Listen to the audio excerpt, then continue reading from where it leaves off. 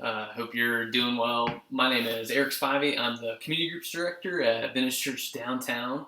And this week we started a new sermon series out of Matthew 13. And I wanted to give a little bit of an overview on that series, maybe place it where it is in the year. I don't know if you remember, our year-long theme is Experience the Kingdom. We want to experience the kingdom of God together. We want to ask, what does it mean to belong to the kingdom? What is the kingdom? So we've been doing that all year. We started the year by backing up even to say, well, who is the king? So we looked at who God is and his attributes and we understood that he is so unfathomably high and inestimable and limitless, and that God is the king of everything. So anytime we're talking about the kingdom, we're referencing off of this limitless God. And then we walked into the season of Lent with this sermon series on the Lord's Prayer. And we looked at where Jesus tells his disciples how to pray to that limitless God. And he tells them to call that God Father. That this limitless God is a God you can bring your daily needs to. And then we walked into the season of Easter, and we specifically looked at Jesus' entry into Jerusalem, where people are throwing their cloaks before him and waving palm branches and treating him like the king. And then he died, and he resurrected, and he came to his disciples, and he told them, all authority in heaven and on earth has been given to me. So we found out that, well, Jesus is the king. God is the king, and Jesus is the king. So we are now turning into Matthew 13, trying to figure out, well, when Jesus told his disciples to go therefore and make disciples, to inaugurate them into the kingdom, what is this kingdom? Jesus taught on the nature of that kingdom. If we want to be agents in the spread of the kingdom, we need to know what that kingdom is like. And specifically in Matthew 13, he tells these stories about what the kingdom of heaven, the kingdom of God, is like. And he tells them in these stories of parables.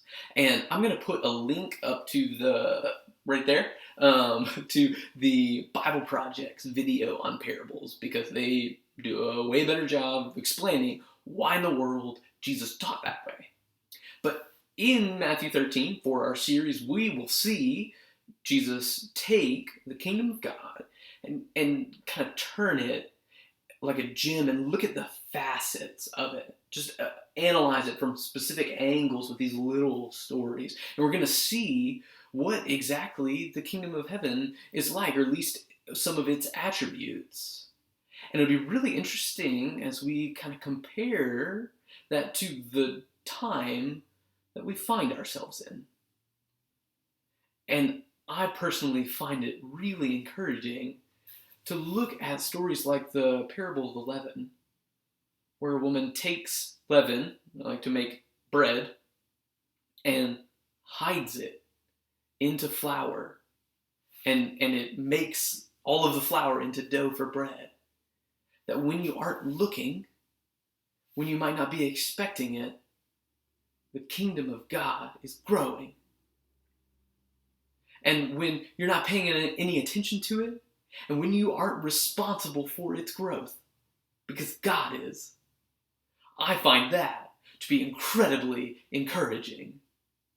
And you look at these other parables where Jesus is talking about the mustard seed that goes from a small little seed to this giant plant that has a home for all the birds of the air, right? This image that the kingdom of God starts out small, but it grows into a large place where many can find shelter. That is encouraging to me right now. And the next sermon series, we're going to look at the Sermon on the Mount. We're going to see what Jesus says about what it means to inhabit this kingdom, to belong to it. How do we live? How do we behave? And I think it'll be really helpful for us to get there after we've seen the very character and nature of the kingdom, what it is that we are carrying forth into the world, what exactly is coming, what we are praying to come into the world. And I think another question we should really be asking ourselves is, when Jesus used this phrase, the kingdom of heaven, what does he mean? And especially that word. So I'm going to do a follow-up video. I'm going to put a link right over here, and we can just talk about that just a little bit more. So check in with that.